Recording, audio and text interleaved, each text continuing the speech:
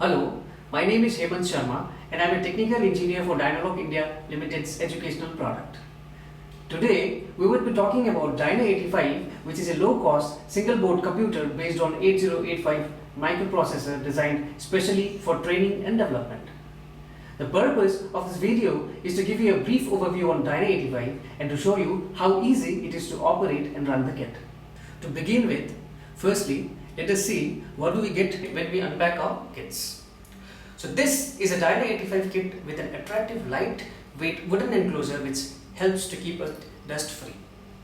It comes along with a user manual to get all the necessary information regarding operation, circuit diagrams and few sample programs.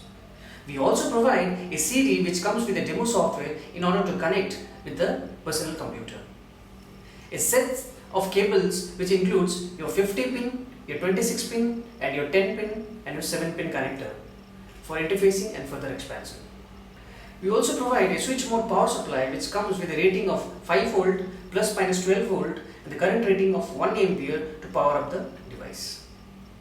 Now, I would like to give an introduction about the system hardware to see what all things are used in order to run the kit. Let us begin with the power supply section. This is a relevant male connector where we need to connect the power supply to the connector to switch on the device. Normally, plus 5 volt is sufficient enough to power on the device, but in order to run the external peripheral device, we do require plus minus 12 volt which has been provided on the connector. Next would be our central processing unit. Dyna-85 is based on Intel 8085 high performance CPU operating at 3 MHz which is generated by a crystal oscillator which you could see it out here. Let us come to the memory section.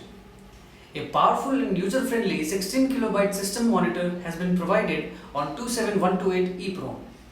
We have also stored the codes and subroutines which are accessible to the user using various commands.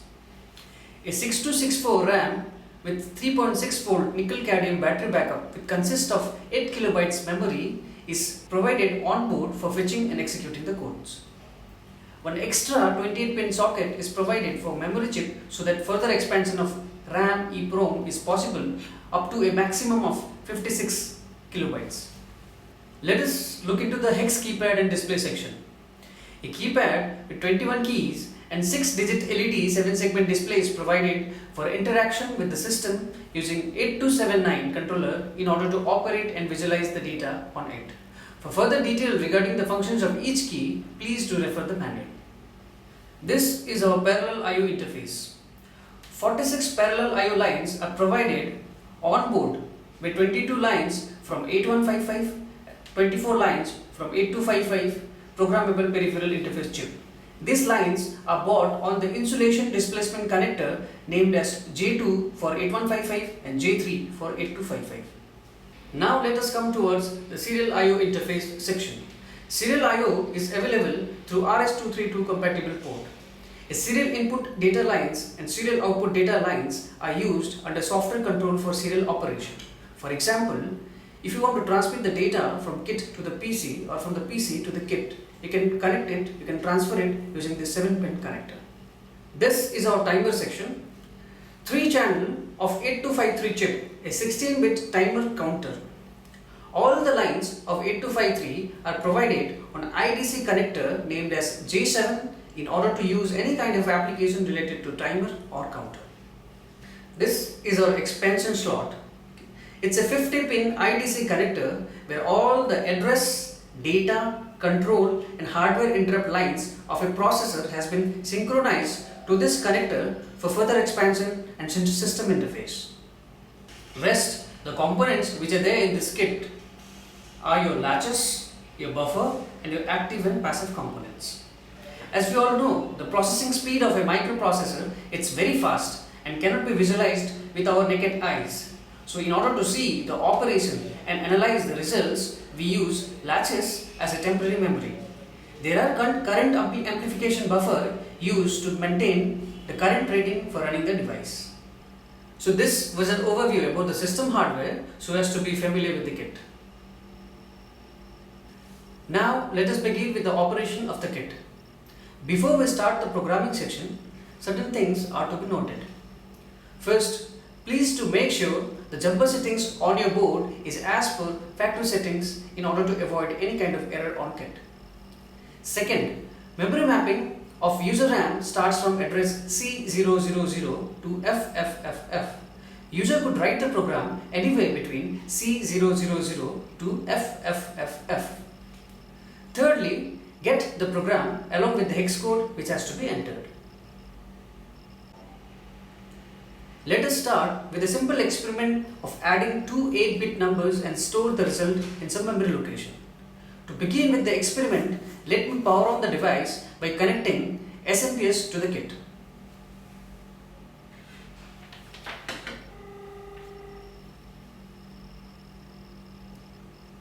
While connecting the connector, make sure that these notches are inserted into the small holes of this connector,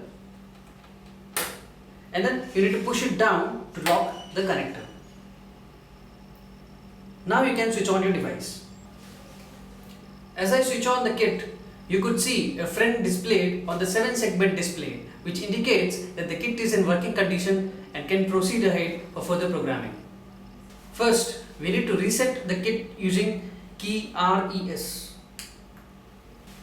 Set the address using set key in order to assign an address location to start the program. For example, enter C000 as a starting address, and then press INR key to initialize the program counter. Now we could enter the hex code for the program. 3E is a code for your MVI A instruction, and then we need to again increment it once again, followed by your data, which is 02. Again we need to increment the memory location. Then the next instruction would be your MVI B. So the opcode for MVI B would be 06. Again we need to increment the program memory. Then we would give the second data, which would be 03. Again increment the memory location. Now we'll sum up the two datas using the command add B, and the opcode for it is 80. Again increment it. Now we shall store the result in some memory location. So for that we use instruction named STA. So the opcode for it is 32. Increment. Now we need to give the address location in order to store the device. So while entering the address location of it, first your LSB has to be inserted, which is your 50. Increment, and then followed by your MSB, which is your C0. Again increment the memory location. And at last, in order to halt the program, we use the command CF, which stands for RST1, which means we are giving some interrupt to the program to halt it, and then increment it once again. Now we'll reset the device. As the code has been inserted, now we need to execute the program. For execution process, press Go key followed by the starting address, that is C000, and then press EXEC for executing the program. Once you press this, then you get a friend displayed on 7-segment display, which indicates that your program has been executed. Finally, now we need to check our results as per the program we have entered. Firstly, in order to see the results on the accumulator, press REG key followed by A. As you could see, the result for addition of two numbers, it's 05 on the screen. The other process, to check the result stored on the address location C050 as per program, press reset to reset the kit, and then followed by set key, and then now enter the respective address location where you have stored the result. As I told you, first you need to insert C050 and then followed by INR key. So now you could see the results on the screen. So this was a brief demonstration on Dyna-85 kit. So if you do have any questions, please don't hesitate to contact our factory, or you can log into our website, which is www.dynalogindia.com.